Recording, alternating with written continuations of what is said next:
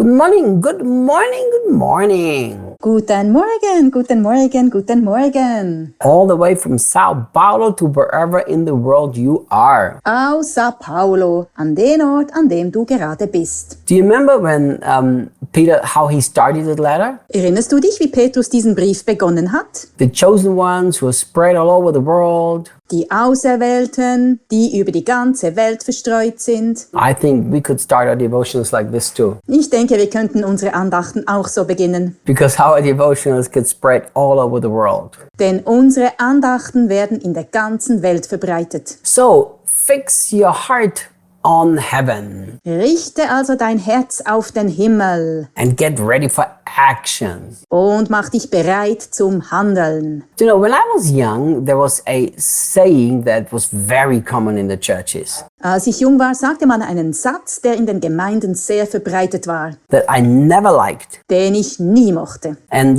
it was actually really, really common. Er war sogar sehr weit verbreitet. And people used to say, he is so heavenly minded that he is of no earthly use. Die Leute sagten immer, er ist so sehr auf den Himmel fixiert, dass er auf der Erde zu nichts Nütze ist. You know, and I remember I heard it first when I was a teenager. Ich erinnere mich, dass ich diesen Spruch zum ersten Mal hörte, als ich ein Teenager war. And I thought, but shouldn't it be that the more heavenly minded you are, the more use you are here on earth? Ich dachte, sollte es nicht so sein, dass je mehr man auf den Himmel ausgerichtet ist, desto nützlicher man hier auf der Erde ist? And isn't that exactly what Peter says here? Ist das nicht genau das, was Petrus hier sagt? So you prepare yourself for action here while your heart and your mind is fixed in heaven. Du bereitest dich also auf das Handeln hier vor, während dein Herz und dein Verstand im Himmel verankert sind. I really believe Ich glaube wirklich, that the more heaven is a reality for you, the more an impact you will be here on earth.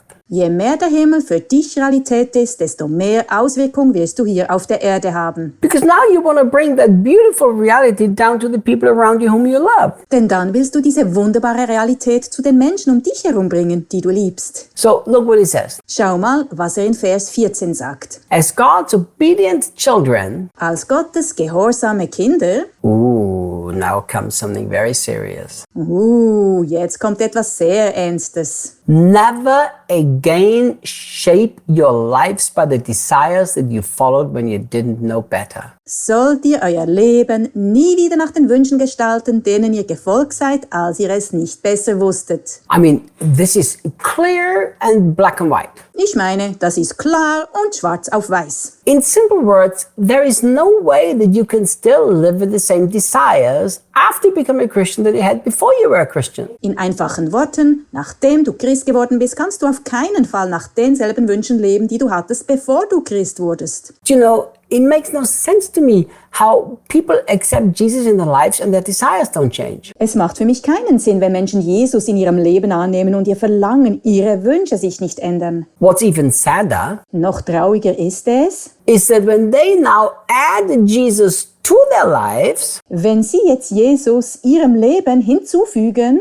and try to use him so that their same old selfish desire can be fulfilled. und versuchen, ihn zu benutzen, um ihre alten egoistischen Wünsche zu erfüllen. That's because we've preached such a false gospel. Das liegt daran, dass wir ein so falsches Evangelium gepredigt haben. We've preached the gospel that if you just accept Jesus, your life's gonna get better, you're gonna have more prosperity, you're gonna have a happier marriage. Just accept Jesus. Wir haben ein Evangelium gepredigt, das behauptet, dein Leben wird besser, wenn du nur Jesus annimmst. Du wirst mehr Wohlstand haben, deine Ehe wird glücklicher, nimm nur Jesus an. And right here, Peter warns against it. Doch genau davor warnt Petrus hier. He said, you must never again allow your desire to be just like they were before you became a follower of Jesus. Er sagt, du darfst nie wieder zulassen, dass deine Wünsche, dein Verlangen dieselben sind, wie sie waren, bevor du ein Nachfolger von Jesus wurdest. Now look, he also says something very interesting. Er sagt aber auch etwas sehr Interessantes. He said that when you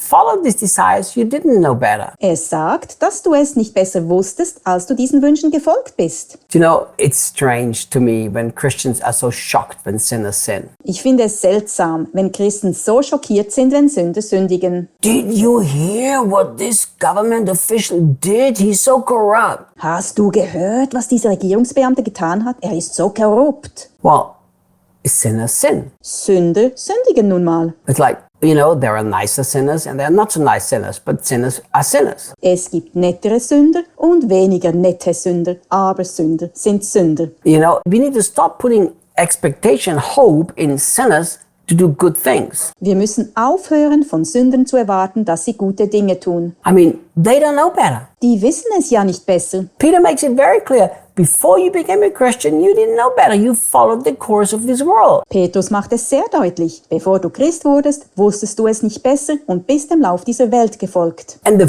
course of this world is dictated by what the Bible called the prince of the air. Und der Lauf dieser Welt wird von dem diktiert, den die Bibel den Fürst der Lüfte nennt. There are devils that are putting their thoughts into the minds of people and people do what they tell them. Es gibt Dämonen, die ihre Gedanken in die Köpfe der Menschen pflanzen und die Menschen tun, was sie ihnen sagen. Now, I do understand that there are some people who are intentionally evil. Ich verstehe, dass es einige Menschen gibt, die bewusst böse sind. I understand that. Das ist mir klar. But I do believe that the majority of people who are not Christians, they just don't know how to do any better. Aber ich glaube, dass die Mehrheit der Menschen, die keine Christen sind, einfach nicht wissen, wie sie es besser machen sollen. But Peter is saying, this is changed. It's not for you anymore. Doch Petrus sagt, das hat sich geändert. Das gilt nicht mehr für dich. Now you know better. You know that your desires cannot remain unchanged. Jetzt weißt du es besser. Du weißt, dass deine Wünsche nicht unverändert bleiben können. And the interesting thing is this. Und das Interessante daran ist Folgendes. He says, first of all, listen, you're God's obedient children. Basically, you do what God tells you. Er sagt zunächst einmal, hört zu, ihr seid Gottes gehorsame Kinder. Im Grunde tut ihr, was Gott euch sagt. I've been thinking a lot about